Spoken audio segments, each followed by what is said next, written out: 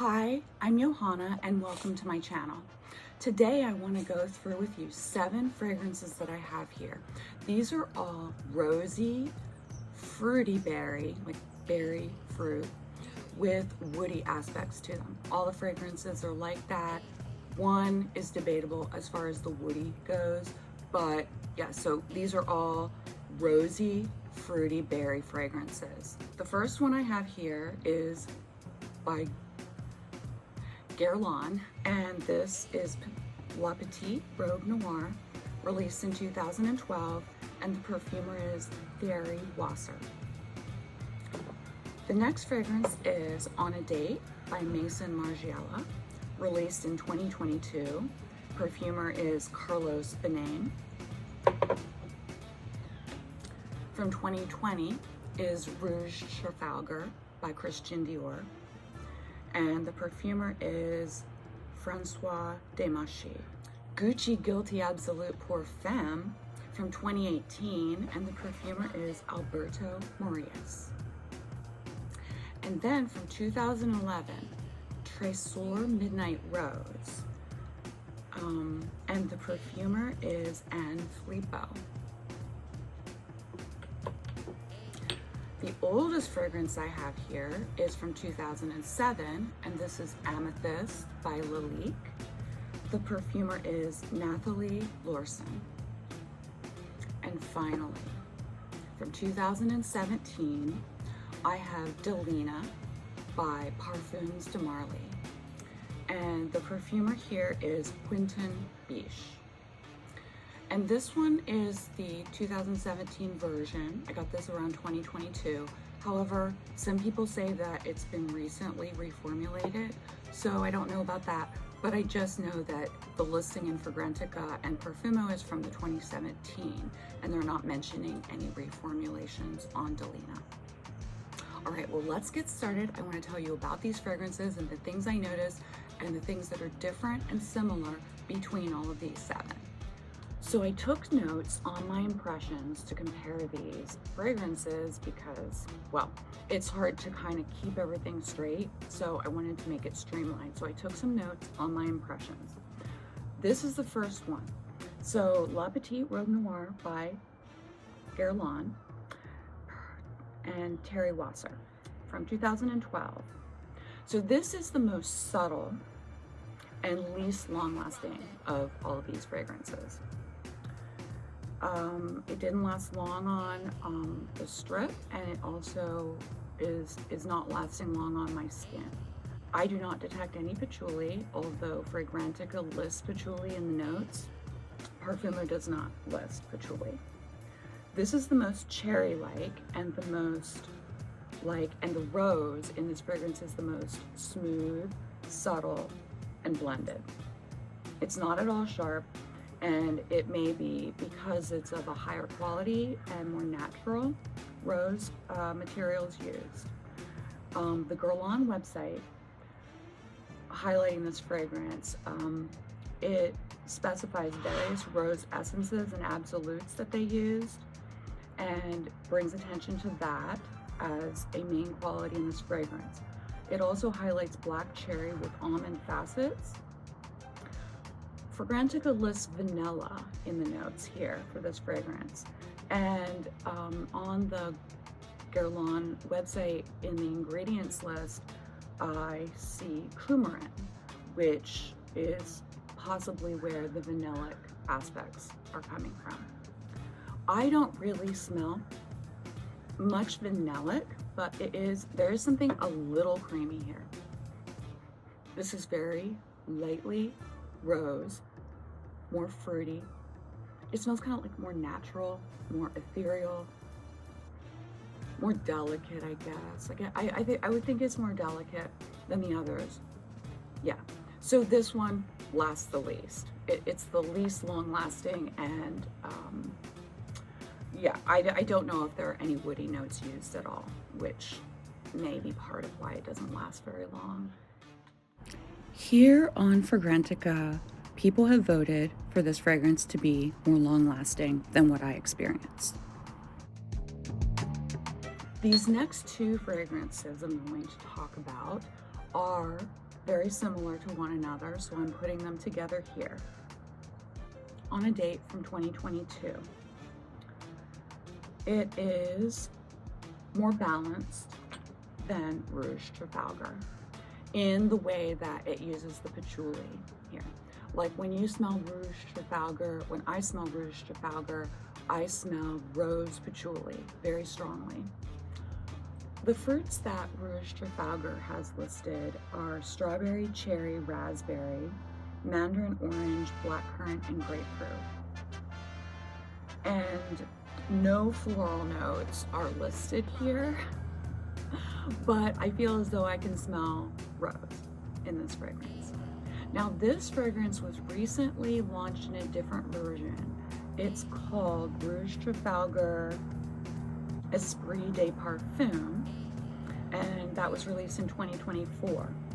And the perfumer for that is the current director for Christian Dior, which is Francis Kurkdjian. That fragrance I do not have, but it lists rose, 2 different kinds of rose in the mid, along with cherry, pink pepper in the top, and in the base there's no patchouli or woody notes listed. They only list red fruits. I think it probably is a type of musk, a synthetic musk, that probably has red fruity facets.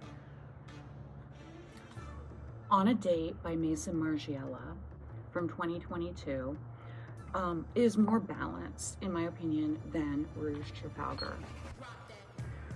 In this one, there also seems to be another woody note besides patchouli in the base, and to me it smells like paper-like. So I'm thinking about cedar or something, maybe a synthetic aroma chemical that smells similar to cedar, but I smell that in here a little more than the patchouli, whereas Rouge Trafalgar definitely is more patchouli forward. So that's a consideration for a lot of people, and that is a complaint that I've seen in the comments on Fragrantica for this fragrance, that it's just way too strongly patchouli. Between these 2 fragrances, I prefer On a Date, but they are very similar. They're very similar in the patchouli and the rose and the fruits. So this one's more subtle and smooth and more well blended, but I don't really go for either of them, to be honest, just because of the patchouli. I think I like this one more because the patchouli doesn't stand out as much, and there's the other, like, more cedar-like note in there that just kind of blends better. It's more transparent than patchouli is. As far as lasting between these 2, I would say that this one may last slightly longer, but it's really debatable, because this one's got so much patchouli, this one's got more floral facets, and so the way it smells on the dry down is just very different.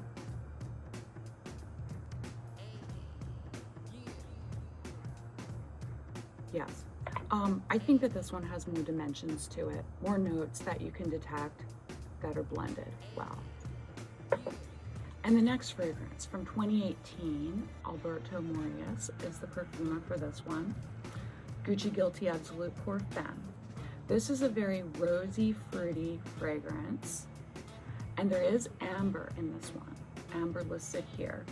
And also there are other woody notes besides patchouli here in this fragrance, including something called Nootka cypress, which is a evergreen type tree, and it's probably somewhat aromatic.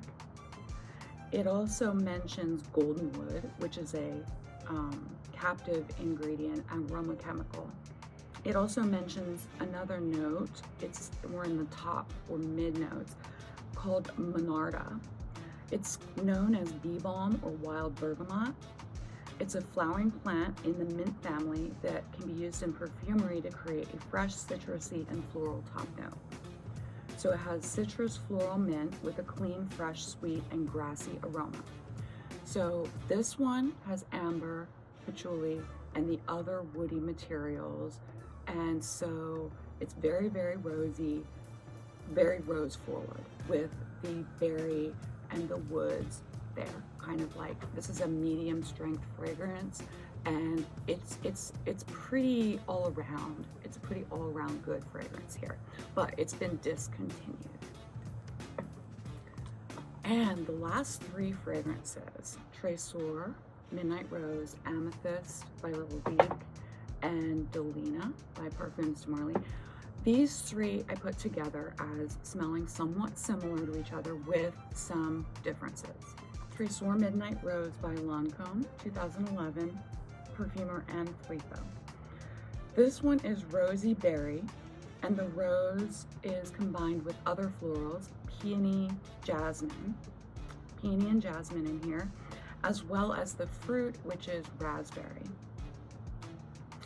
This does not have patchouli listed. Instead, cedar is listed in the base. There's also vanilla. And of all of these, I would call this one the most slightly vanillic. The others, even though a few of them do have vanilla listed in the notes, I don't consider them nearly as vanillic. The vanilla is not nearly as detectable. And it's not strongly vanillic, it kind of just gives a more creamy smoothness within the fragrance. The other fragrances I have that vanilla are listed are Petite, Robe, Noire, Delina, and Amethyst. And these next two fragrances are the most strong and sharply distinctive of all of these, I would say. The first one, Amethyst by Lalique, 2007, Nathalie, Lorson. This is the oldest fragrance that I'm talking about today, and I consider this to be very rosy berries, plus the green note of cassis. The florals are rose, peony, and ylang ylang in here. I think the ylang ylang probably gives it more substance. And then the berries are blackberry, currant, mulberry, and strawberry. In the base of this fragrance are woody notes. So when they say woody notes, I usually think, and also from smelling this, I think synthetic aroma chemicals that smell woody. This has a synthetic quality to it, and it lasts a long time. It really stands out, and so I do think that's most likely due to the synthetic aroma chemicals used here in this fragrance. And then Delina, which a lot of you have probably smelled, for better or worse, 2017, by Quentin Bisch. I consider this floral and tart fruity. The florals are rose, peony, and Petalia. Petalia is a synthetic aroma chemical that is said to smell rose-like with nuances of lily of the valley. Also, the rhubarb and the lychee in the top notes here may contribute to the fruity aspects of this fragrance being more tart and distinctive. In the base, we have cedar. We don't have patchouli listed. In the past other videos, I may have mentioned that there was probably patchouli in here. However, it's not listed. But there is a trademarked note of cashmere listed here. And that is a synthetic ambery musk fragrance ingredient by IFF, which is International Fragrances and Flavorings, or International Flavorings and Fragrances Company. And they describe it as floral, woody, spicy, and musky. I was able to purchase cashmere from Perfumer's Apprentice as a hobby perfumer in smaller quantities for hobby perfumers. And in that description for that material, it says that it's diffusive, spicy, musk-like odor with a strong floral reinforcement, powdery velvet nuance, long-lasting. They mentioned long-lasting. I think that plays a big role in this fragrance. Also, they mentioned aromatic, apple, earthy, woody, red fruit, and pine as a partial description for the odor of cashmere. So this one is the most striking of all of these fragrances. It's probably the hardest to handle if you're sensitive to fragrances. Just these synthetic aroma chemicals in here, in my opinion, the synthetics, they just create this very linear, long-lasting, projecting fragrance that is the characteristic Delina. These two, in my opinion, are the most similar to each other, followed by Trésor Midnight Rose, which is more subtle and slightly vanillic and creamy, and Gucci Guilty Absolute or Femme as well, next to that. And then I would say Rouge Trafalgar with its patchouli and rose and all of the fruits. And then next, in terms of lasting, is On a Date by Maison Margiela. And then the last, as far as long-lasting and distinctive projecting, the most subtle of these is the one by Guerlain. Well, we've made it through all 7. I am thinking about rehoming some of these at some point when I get around to it. Among the ones that I would first declutter would be Rouge Trafalgar, Petite, Robe, Noire, On a Date by Maison Margiela, and maybe Amethyst by Lalique. I would keep Delina because I want it, just to have. I'm not wearing it at this time. But I did go through a phase where I did wear it a lot. I would definitely be keeping this one. In fact, this is my backup bottle. I have another one that I've put it in my storage that is not fully, it's not empty. And I would definitely keep this one. I'll probably end up keeping Amethyst by Lalique because it's an inexpensive fragrance and it's already been used partially. So I'll probably hold on to this one. This one lasts quite a long time and it really does project. And so as far as between these two, I prefer this one, I think. But with the synthetic aroma chemicals in here, especially the Petalia, which is long-lasting and diffusive, that's also mentioned under the Petalia note in Fragrantica, as well as the base notes. I think this one just projects so much that I don't think any of the other ones can really fully compare to that. Well, thank you so much for watching, and I hope to see you next time.